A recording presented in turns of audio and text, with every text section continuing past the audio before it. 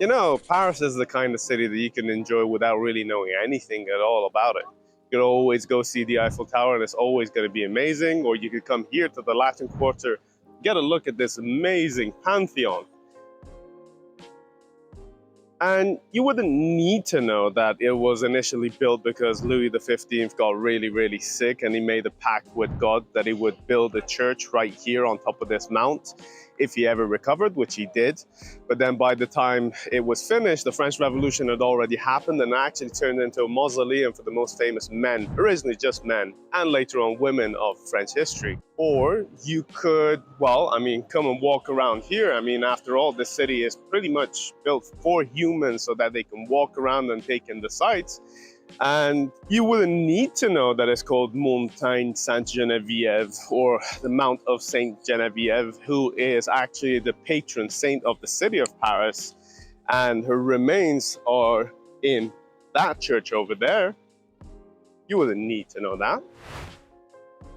Or you could always come and take a look at this, well, modest appearance and not know that inside this building with all these names on the side is actually one of the most impressive libraries, again named after the patron saint of Paris, Saint Geneviève, built in the 19th century, with the names of more than 1,000 intellectuals from all over the world throughout the ages who, well, brought humanity to the point where it is nowadays. So yeah, you could walk around this whole neighborhood, perhaps walk down that way, walk down the street which is called Rue Saint-Jacques, the street of Saint Jack, and never know that it was the original Cartus Maximus that the Romans built when they were living here in Paris. Never know that it used to be on the El Camino path to the Santiago Compostela in Spain. You don't need to know these things, but if you do, it's gonna add so much more to your experience of Paris. And that's where we come in.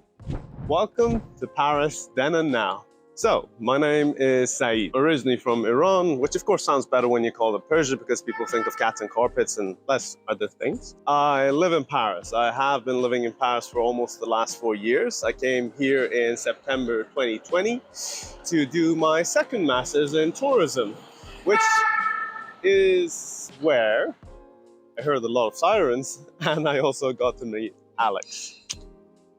After a couple of years of living in this city, I went back to doing what I believe I do best, which is being a tour guide, or in other words, showing people a great time when they're traveling.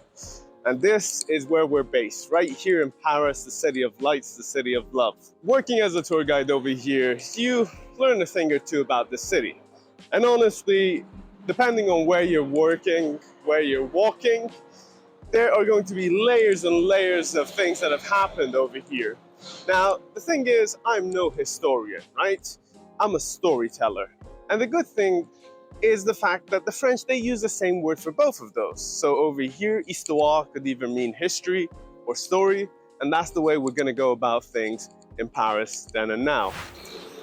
So part of what we plan to do here in Paris then and now is to walk around some of the neighborhoods of Paris, show you some of the older monuments like the Church of Saint-Séverin, take you through a walk and point things out to you that you might have passed by without ever noticing. Like you see this one alley right here. So this, and how narrow it is basically what all of Paris, at least in the city center, used to look like. The houses were so close that neighbors could pass things to one another through the windows, of course, if they were on good terms, right? And this whole neighborhood used to be as densely packed as that, meaning that there were no cars and carriages going through here. There was no notion of urban planning. Natural light wasn't getting in. And people were just throwing their sewage in buckets out of the windows from the upper floor. So it was not your lucky day. You were going to get splashed. This was not the city of love and lights. It was a dark, dirty, dangerous, stinky kind of place. And then this all changes in the mid-19th century when they knocked down half of the city and rebuild it to become the Paris that we now know and love, right? So this is part of what we get to do. Like, you might walk around this place and see gargoyles, which are a staple of Gothic architecture. And, well, you might need a tour guide to point out to you that gargoyle and gurgle, as in like the sound you make when you're rinsing your throat out, they share the same root because gargoyles though they were supposed to protect buildings from harm, functionally what they were doing was acting as gutters. So they were diverting rainwater away from the buildings, keeping them safe from harm. And when they were doing that, the water passing through their mouths used to make a gurgling noise. So you don't need a tour guide to tell you that. And you know that you're gonna come to Paris, you're gonna see amazing food. Whether kebab is your thing or not, that's another question. But you're gonna see pastry shops, you're gonna see boulangeries, bakeries, you're gonna see restaurants, you're gonna see wine bars, you're gonna see all sorts of other bars. And you, of course, you're gonna feel hungry. In cases like that, perhaps it might not be a bad idea to listen to the recommendations of people who've been living here, not just me, but also other locals, who can show you perhaps the best sushi spot, perhaps the best croissant of the city of Paris, because that's the way you're going to go about breakfast over here, which is, strangely enough, called the petit déjeuner, so the small lunch. That's how you want to start out your day. And who better than Paris then and now to show you a couple of the spots that you can check out to get gastronomic experience of Paris. I'm already feeling hungry. Can we cut? Some of you have already been to Paris. Some of you are planning your first trip to Paris. And you probably all know about some names before you ever set foot in Paris, like one of the most famous, if not the most famous English bookstore, Shakespeare and Company, right here, where the likes of Hemingway, James Joyce, and Scott Fitzgerald used to hang out. And, well, we can't technically film in there, but we could always tell you that this isn't where the original Shakespeare and Company used to be.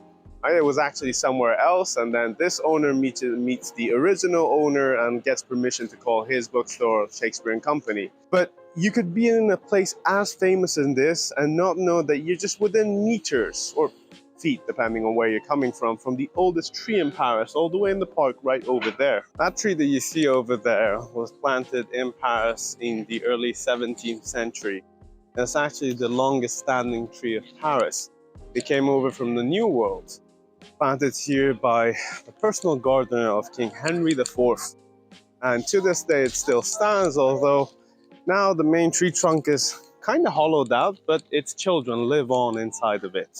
So this tree that you're seeing right here is actually the oldest standing tree of the city of Paris. It was brought over here from the New World in the early 17th century, 1601 to be bon bref, which is how a Frenchman would say, enough, let's move things along.